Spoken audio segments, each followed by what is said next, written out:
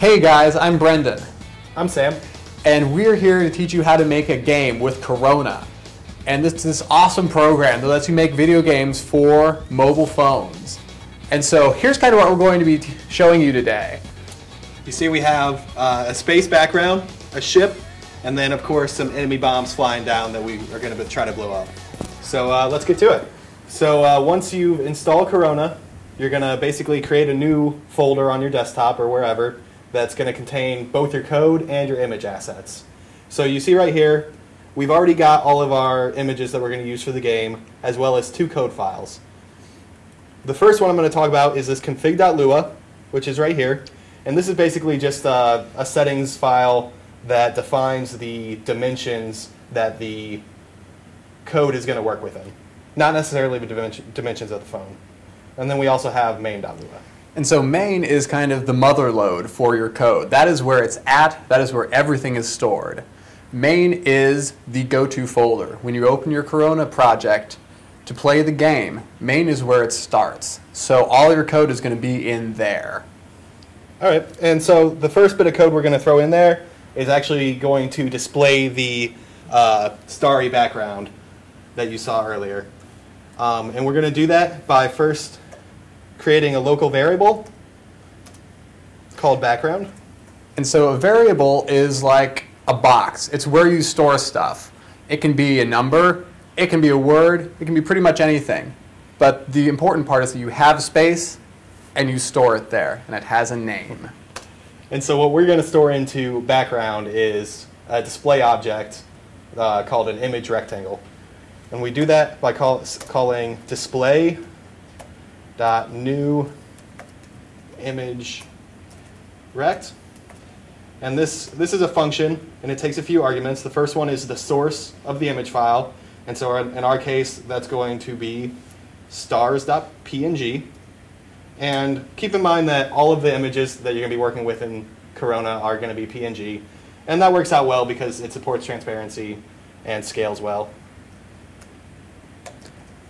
And so for those of you that don't know, a function is pretty much like a way of telling your program to do something specific. Like we can run, and so if Sam here could have a run function, when you tell him to run, that's what he does. And the arguments are the things that you need to do that action that you're telling it to do. Like for Sam to run, he has to have feet. He has to have legs.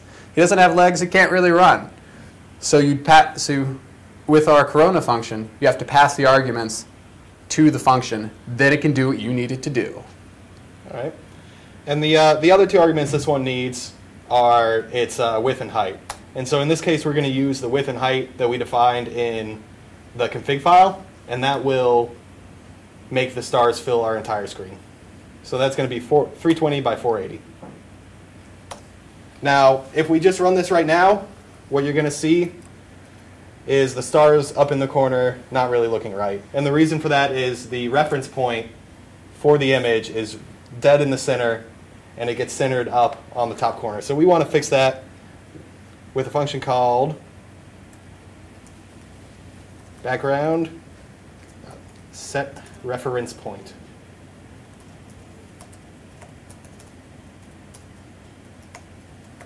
And that receives an argument that is just something like top left reference point. And now that we fixed that, we're going to go ahead and put that up in the very top left corner of your screen. So we're going to do that by adjusting properties of the display object. We're going to say background.x,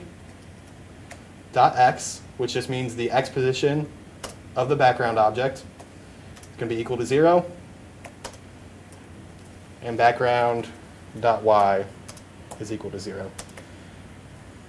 And so now when we look at it, we should have a nice starry background.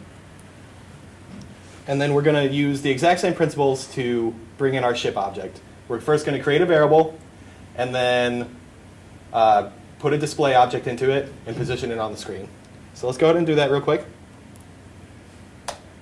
We're going to call this variable ship.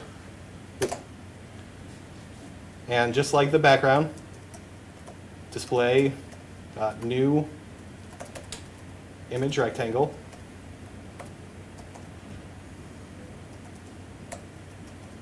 And the dimensions for this one are 92 by 100. Obviously, if you're using different images, you're going to have different dimensions and position things differently. This one, when we just want to go ahead and put it down at the very bottom of the screen.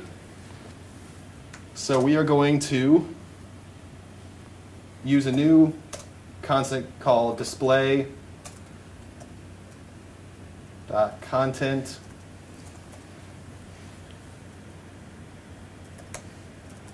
width. And basically what display.content width and display.content height are is just the maxes of the screen area. Mm-hmm. So if we were to just put this ship on content width, it would shoot, boom, way over to the very far right. Mm-hmm. And we don't want to do that. We want to center it. So we're going to go ahead and divide that by 2. Yeah. And that will give us half of the total width. So no matter what device you're working on, whether it be an iPad or an iPhone or anything in between, content width is always the width of that screen, and content height is always how tall it is.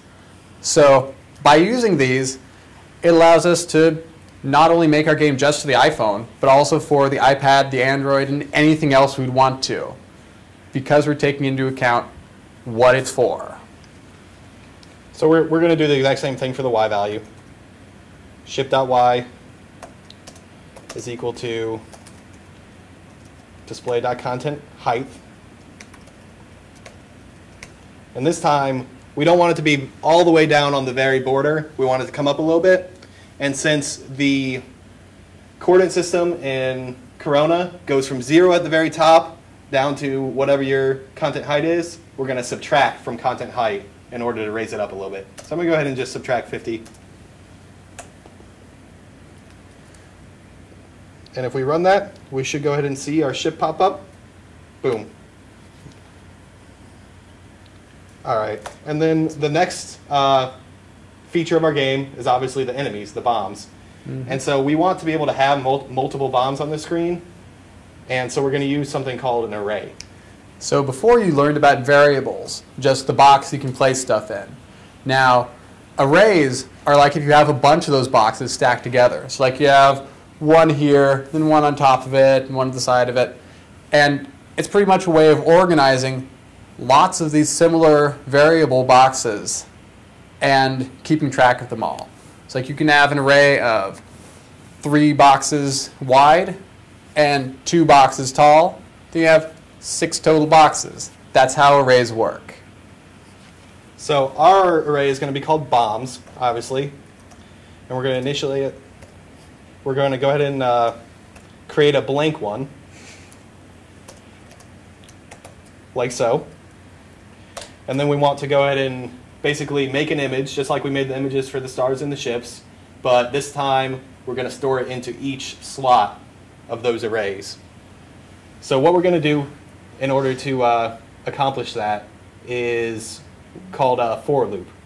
And so a for loop is this thing where you tell a program to do the same thing multiple times.